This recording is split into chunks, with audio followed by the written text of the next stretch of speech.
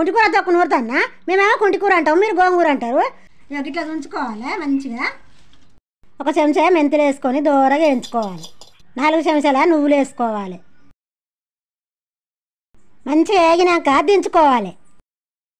1 చెంచా నూనె పోసుకోవాలి. కుంటికూర ఆకులు వేసుకొని మంచిగా వల్ల అయ్యేటట్టు వేయించుకోవాలి. వల్ల అయినాక దించుకోవాలి. 2 ఎల్లిగడ్డలు వేసుకొని అక్క ముక్క దంచుకోవాలి. 1 చెంచా జీలకర్ర వేసుకోవాలి. మనం వేయించుకున్న మెంతులు నువ్వులు రోట్లో పోసుకొని నూరుకోవాలి. ఒక 10 పండు మిరపకాయలు తుంచుకుంటూ వేసుకొని దంచుకోవాలి. 1 చెంచా ఉప్పు వేసుకోవాలి. కొంచెం చింతపండు వేసుకొని మెత్తగా నూరుకోవాలి. ఇట్లా మెత్తగా నూరుకున్నాక మనం గోలించుకున్న కుంటికూర రోట్లో వేసి మంచిగా మెత్తగా నూరుకోవాలి. కొంచెం కొత్తిమీర వేసి నూరుకుంటే కమ్మగా ఉంటుంది.